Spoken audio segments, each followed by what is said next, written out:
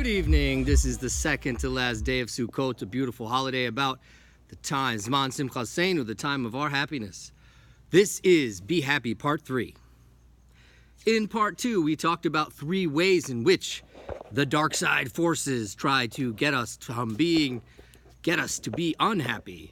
And they were, number 1, false piety. Number 2, guilt about the past. And number 3, that the road of return and growth is just too difficult. Just trying to get that lighting a little more pleasing here. There we go. It's going to fall over though, huh? So let's get this steady here. Sorry for that diversion. Fine, good enough. So yes, number 1, guilt. Number 1, false piety. Number 2, guilt. Number 3. Today, we're going to learn about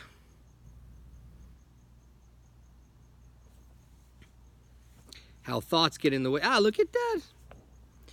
Here we go. Number 3, trapped by depression. How negative thoughts can trap us, which we in cognitive therapy, we have a tremendous amount to say about this. The whole world is trapped by this way of thinking, says this holy rabbi, saint, and sage.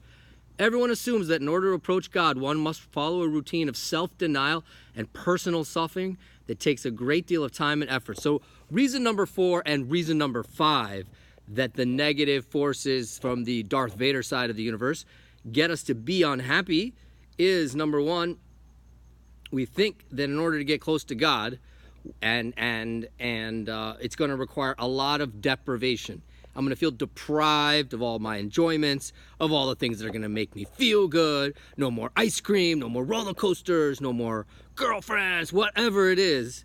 I think, when I get involved in the path of God, who, by the way, is all good. So if he's all good, how can returning to him be so bad?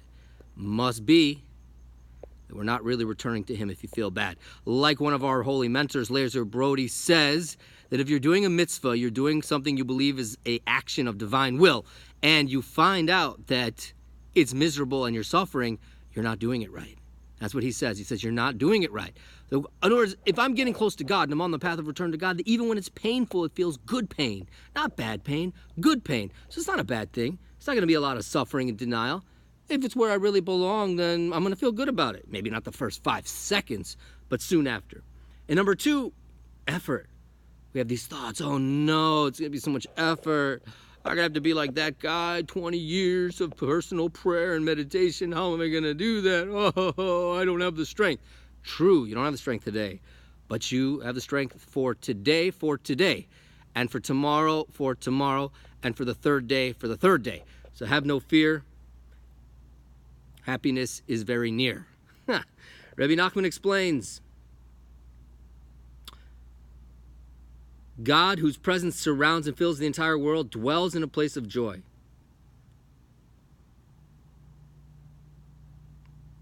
We're going to get to this part tomorrow or the next day when we return here. So let's summarize. Number 1, don't worry about denial. Listen to yourself and find your own real path, and that won't be a problem. And number 2, fight that negative belief that says that you're going to have to take too much time and effort and you just can't do it. You don't have time, you don't have effort. That's like saying I don't have time and effort to go to the doctor. I don't have time and effort to go to the gym. I don't have time and effort to take my medicine. What? Of course you have time to take a pill. Go to the gym for 10 minutes. It's just that you're overwhelmed by the idea of it. So, don't be overwhelmed. Strengthen yourself and have a beautiful evening.